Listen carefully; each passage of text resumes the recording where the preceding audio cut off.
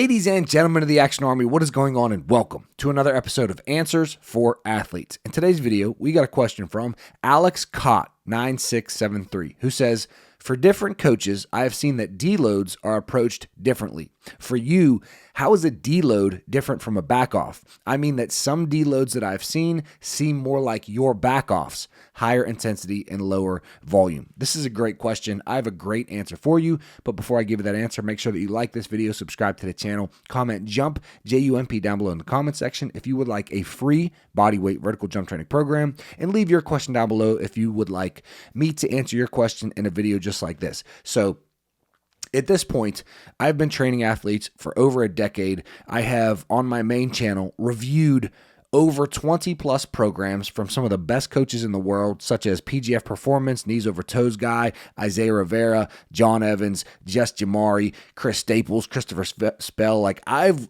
reviewed and looked at pretty much all of the great programs out there.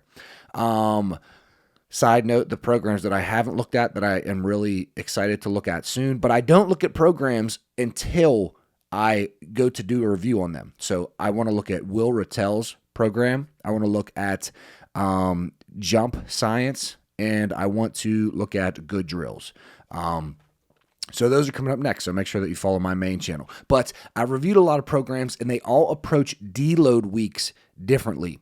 But the one recurring theme over all the programs is what they do in a deload week is they have either less volume or less intensity. That is what a deload week is. You have to be doing less work, less stress on the body than your previous block or previous phase, so that super compensation can occur, and all of the work that you just did can have time. You can have time to rest, recover, get your CNS, your central nervous system, back in check, return everything to baseline, get homeostasis back in alignment, so that you can see results on your vertical jump from all the work that you just did. So the main difference between my deload weeks and my backoff phases is that in my deload week, it is a full week of way less stress, but it is mainly less stress in a way that we are not progressive overloading.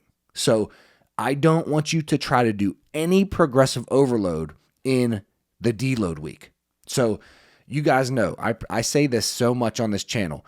The number one way to increase your vertical jump is progressive overload. You have to progressive overload. You have to force adaptation in your body. That's the only way that you jump higher, is you do your plyometrics to a higher level, or you lift more weight, or you do more reps. All the different forms of progressive overload. In our deload week, I do not want you to progressive overload at all.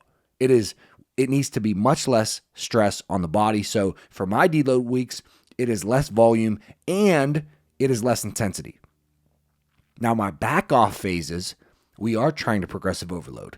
So my backoff phases are super high intensity, but it's very, very low volume. So we might go in for a backoff phase, and my backoff phase is normally, I like it to be at least 2 weeks.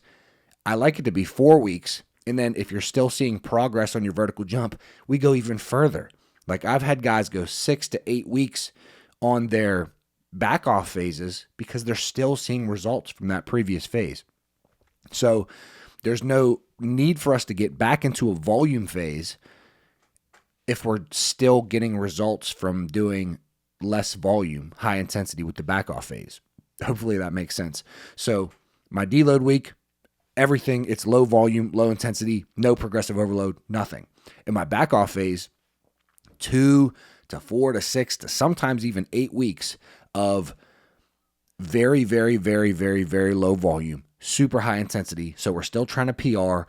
We're still going as heavy as possible. So for example, one workout might be a warm up. Then we might do like a sprint session, sprints until drop off. Whenever you start feeling you're not running as fast, you stop. Then you'll do some approach vertical jumps. Whenever you feel drop off, you're not jumping as high, you stop.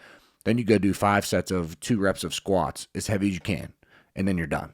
Like, that would be an example of a back off workout. Like, it's just super, super high intensity, but very low volume, trying to PR on every single exercise that we do.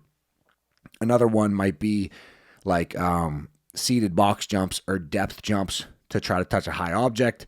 And then we might do some barbell RDLs, some calf raises, try to PR on everything, and then you're done. So the barbell RDL would be like 5 sets of 3. The calf raises would be like 4 sets of 5. So super, super low volume. So to answer your question, my deload weeks, I really like it to be like a chill week. If an athlete does a lot of activity, like they play basketball a lot, or they got a lot going on, or they're even like they have finals week, then I say just go into the gym, do what you can. Sometimes I don't even program stuff. Sometimes I'll say like just do mobility. Sometimes I'll say don't do any workouts, but just go to practice if you have practice. Sometimes if people go on vacation, we use that as a deload week. And I say, hey, if you can get in the hotel workouts, 2 times this week, like go ahead and do that. But we're going to, since you're on vacation at the beach this week, that is going to be your deload week. So the major difference is my deload weeks, there's no progressive overload. I think I forgot to finish this thought earlier, but I was going to say, I always stress on this channel that you have to progressive overload to increase your vertical jump. And that is the main thing that we don't do in my deload week, because you cannot progressive overload every single session, especially if you have tons of other outside activity and outside stimulus like playing your sport, because at certain points your body will start to break down. So you need a deload week, or you can even take deload days. You don't have to go as hard as fucking possible every single workout, every single week. Like if you feel crappy one day, take a deload day. So anyways, I hope this answered your question. If it didn't, I apologize. Leave some further questions down below and I can elaborate even more.